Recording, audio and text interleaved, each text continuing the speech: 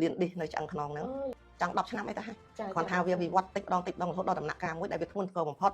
ដែលថាយើងព្យាបាលតាមវិធីផ្សេងទៀតនឹងផ្សេងហ្នឹងដែលយើងខំរិះរកវិទ្យាបាយព្យាបាលហ្នឹងវាអស់មានលទ្ធភាពព្យាបាលរហូតដល់ថាពេទ្យនៅថៃហ្នឹងគេថាគេអត់មានលទ្ធភាពព្យាបាលក្រៅតែពីការវះកាត់ប៉ុន្តែបើចំពោះខ្ញុំផ្ទាល់ខ្ញុំដឹងគុណណាសូមអរគុណដល់ EcoRide ហ្នឹងគឺថាខ្ញុំមានលទ្ធភាពដែលថាស្ដារនៅសុខភាពខ្ញុំបានមកដល់រាល់ថ្ងៃហ្នឹងគឺខ្ញុំគិតថាខ្ញុំមិនដែលសង្ឃឹមថាខ្ញុំបានចឹងទេខ្ញុំក៏ទទួលស្គាល់ថាវាជោគជ័យមិនជោគជ័យតិចតួចជ័យខ្លាំងមែនតើហ្មងចាតែក្នុងមួយជីវិតខ្ញុំហ្នឹងខ្ញុំមិនដែលប្រើលទ្ធផលអីបានផលល្អដូច EcoRide ហ្នឹងទេពីមួយថ្ងៃទៅមួយថ្ងៃខ្ញុំសុខភាពខ្ញុំក៏វាចេះតែ improve តិចម្ដងចឹងណាហើយខ្ញុំ3ខែម្ដងខ្ញុំតែងតែទៅពេទ្យពិនិត្យសុខភាពប្រើតែថ្នាំហ្នឹងឲ្យតាមដានសុខភាព3ខែម្ដងទៅគេពិនិត្យមើលជាតិស្ករទៅគេពិនិត្យមើលថ្លើមត្រង់សាមីណាយើងធ្លាប់ថ្លើមនឹងវាអត់ល្អមិនទៅឡើងចុះអីមិនទៅជាតិខ្លាញ់ជាតិស្ករអីចឹងទៅដល់ពេលទៅពិនិត្យទៅលទ្ធផលវាល្អគ្រប់មុខចឹងតែខ្ញុំនឹងឈ្មោះហែមផូលីអាយុសប្តាហ៍ថ្ងៃហ្នឹង74ឆ្នាំហើយមានទីលំនៅនៅបរិយាពេញហួតហើយមុខរបរខ្ញុំនឹងពីមុនមកខ្ញុំជាមន្ត្រីរាជការនៅក្រសួងសាធារណការមានតួនាទីជា Finance Officer ខាងគម្រោង World Bank ADB អីសូហែមកចឹងតែឥឡូវហ្នឹងគឺចូលនិវត្តន៍ហើយខ្ញុំមកនេះហ្នឹងគឺដោយសារតាមការអញ្ជើញរបស់ក្រុមហ៊ុន EcoRide ហ្នឹងដែលគាត់គិតថាការប្រើប្រាស់របស់ខ្ញុំហ្នឹងនៅផលិតផល EcoRide ហ្នឹងគឺវាបានផលល្អក៏ប៉ុន្តែនេះជាបទពិសោធន៍ផ្ទាល់ខ្លួនចាពីព្រោះអីម្នាក់មានបញ្ហាសុខភាពផ្លូវកាយផ្លូវចិត្តខុសគ្នាពេលដែលខ្ញុំបានមើលក្នុង Facebook ហ្នឹងគឺខ្ញុំនៅថៃឡើយទេនៅរងចាំការចាក់នឹងគេចាក់ស្អីគេទេកន្លែងណាឈឺគេចាក់ទៅដើម្បីថាឲ្យវាបាត់ឈឺឆ្អឹងខ្នងហ្នឹងគ្រាន់តែចាក់ពីដំបូងហាមួយអាទិត្យចាក់ម្ដងយើងទ្រាំបានទៅដល់ថ្ងៃទី5ទីអីទៅវាចាក់ឈឺឡើងវិញណាហើយទ្រាំបានមួយអាទិត្យទៅចាក់ទៅក្រោយមក3ថ្ងៃឈឺឡើងវិញ2ថ្ងៃឈឺឡើងវិញទីបំផុតយើងក៏សន្និដ្ឋានថា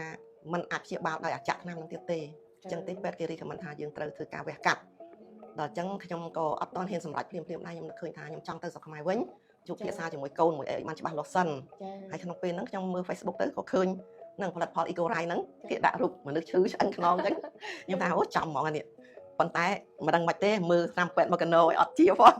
ឥឡូវខ្ញុំក៏ជួបមួយកូនមួយអីចឹងទៅសួរទៅកូនគ្មានណាហ៊ានឲ្យយោបល់អីទេកូនអស់ហ្នឹងគេគោរពខ្ញុំណាគេដូចថាគេយល់បញ្ហាហ្នឹងវាអត់ច្បាស់លាស់អញ្ចឹងមែនក្មួយរឿងឈឺហ្នឹងក្រៅតែពីយើងម្ចាស់ខ្លួនផ្ទាល់ហ្នឹងពិបាកសម្រេចចិត្តណាយើងខ្លួនឯងមិនដឹងច្បាស់ថាយើងឈឺកម្រិតណាត្រូវទ្រាំបានឬត្រូវទ្រាំមិនបានឬត្រូវក៏ចាត់ការយ៉ាងម៉េចទៀតគឺខ្លួនយើងហ្នឹងហើយជាដុកទ័រធំមុននឹងយើងឲ្យដំបូងមានទៅប្រាប់ទៅដុកទ័រឲ្យគេធ្វើចេះហ្នឹងគឺគេសួរខ្លួនយើងហ្នឹងហើយដល់អញ្ចឹងខ្ញុំក៏សម្រាប់ចិត្តថាខ្ញុំសុខចិត្តបថុយប្រើថ្នាំហ្នឹងសិនប្រើ EcoRide ហ្នឹងសិនខ្ញុំក៏តាក់ទងទៅខ្ញុំយកលទ្ធផលហ្នឹងមកលាបអីរឹតអីចឹងទៅប៉ុន្តែប្រើមួយខែហ្នឹងមកក៏អត់ទាន់បានផលអីឲ្យយើងថាងើបរួចអីដែរមិនប៉ុណ្្នឹងឈឺក៏ទៅលើកដើមទៀតចាខ្ញុំនៅលើក្រែហ្នឹងទាំងអស់សូម្បីតែញ៉ាំបាយស្មាទោះដោះទុកសត្វតូចធំអីគឺនៅនឹងទាំងអស់គឺងើបអត់បានបាក់ឈឺដេកចឹងហើយនឹងនៅស្ងៀមថាឲ្យបាត់ឈឺទៅអត់ឈឺបាត់ទៀតវាឈឺវាចាប់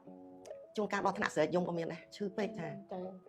កូនឃើញថាប្រើមួយខែអត់ទាន់បានផលិតផលអីចឹងទៅ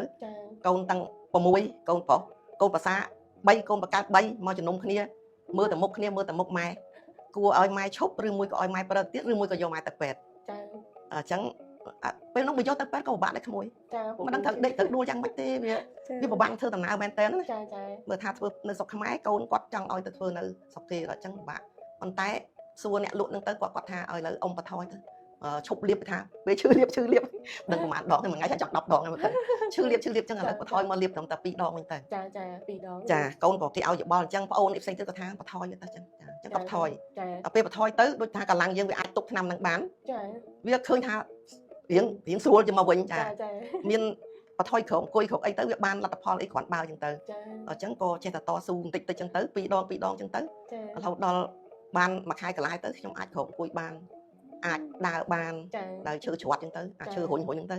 រុញទៅមុខទៅក្រួយអីចឹងទៅដើរបានអង្គុយខ្លះអីខ្លះចឹងទៅចាអាហ្នឹងវាដូចថាឆ្លងផុតដំណាក់កាលធ្ងន់ធ្ងរហ្នឹងចាហើយផុតពីហ្នឹងមកខ្ញុំក៏ចេះតែព្យាបាលវាបន្តិចម្ដងទៅ